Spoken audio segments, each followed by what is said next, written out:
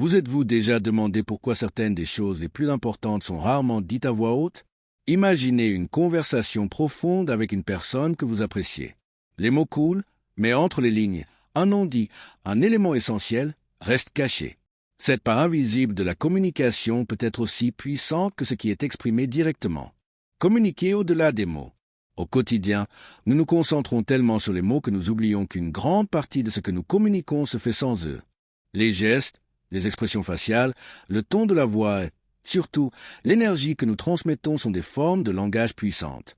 Une étreinte silencieuse dans un moment de deuil, un sourire partagé en se remémorant une histoire, ou le simple fait d'écouter attentivement sans interrompre, sont plus éloquents qu'un discours. Ces actes non-verbaux renforcent la connexion et l'empathie, des messages que les mots peinent souvent à exprimer pleinement. Le langage corporel joue un rôle crucial. La posture, le contact visuel, la proximité ou la distance révèlent nos véritables sentiments. Une personne penchée en avant manifeste de l'intérêt. Une personne les bras croisés exprime de la réserve ou de la méfiance. De même, le ton de la voix transforme le sens. Un « je t'aime » peut paraître creux ou empli d'amour selon la façon dont il est prononcé. Les disputes ne naissent souvent pas des mots eux-mêmes, mais de la façon dont ils sont exprimés. Le pouvoir du silence. Le silence n'est pas un manque de communication, c'est une autre forme de silence. Il peut signifier le respect, l'attention, la peur, voire l'amour. Nous gardons le silence pour nous protéger, pour éviter les comportements blessants ou parce que nous pensons que l'évidence n'a pas besoin d'être dite. Mais tous les silences ne sont pas positifs. Trop de silence peut créer de la distance ou des malentendus. Apprendre à équilibrer le moment de parler et le moment de se taire est une compétence fondamentale pour construire des relations saines et profondes. Le silence ouvre également un espace d'introspection. Dans un monde saturé de bruit, les moments de calme nous permettent de nous écouter, de réfléchir à nos décisions et de découvrir des schémas de pensée que nous n'avions peut-être pas remarqués. Être seul en silence n'est pas vide, mais plutôt une opportunité de connaissance de soi et de clarté. Le langage silencieux de l'amour. L'amour ne s'exprime pas toujours par des mots. Nombre des manifestations les plus profondes se manifestent par des gestes, un contact de la main, un regard fixe, une présence dans les moments difficiles. Ces petits gestes révèlent compréhension, empathie et confiance. L'amour silencieux est aussi respect, laisser de l'espace à l'autre, accepter son temps sans exiger d'explication et comprendre que le silence partagé est parfois plus intime que n'importe quelle conversation. Le défi est d'interpréter ce que dit ce silence et d'y répondre avec sensibilité. Présence sans parole. La présence à elle seule peut avoir un impact considérable. Dans les moments de douleur, ce dont nous avons le plus besoin, ce ne sont pas des conseils, mais de la compagnie.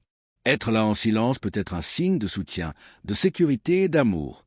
Il en va de même dans les moments de joie. Partager silencieusement un accomplissement peut renforcer un lien sans parole. Ce réconfort en silence est le signe d'une relation authentique. Il témoigne d'une confiance mutuelle et de la certitude que parler n'est pas nécessaire pour se sentir soutenu.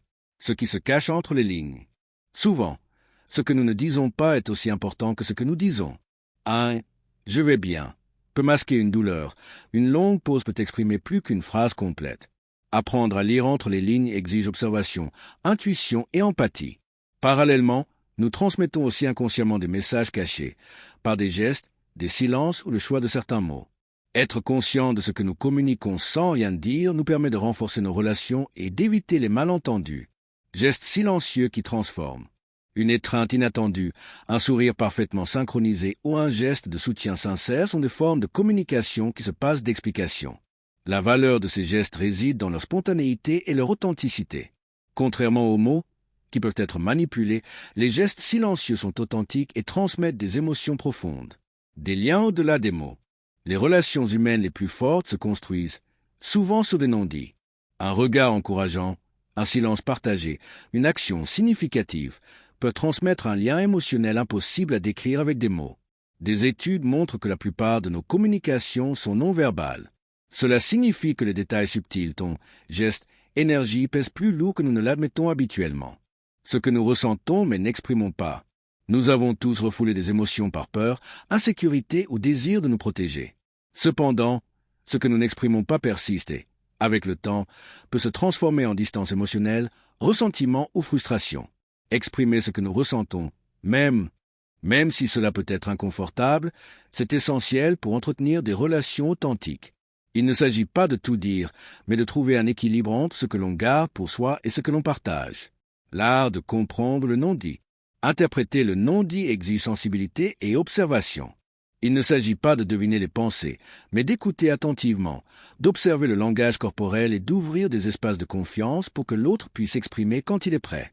En fin de compte, apprendre à lire le non-dit est un art qui nous connecte plus profondément aux autres et à nous-mêmes. Cela nous rappelle que communiquer ne se résume pas à parler, c'est ressentir, observer, écouter et être présent.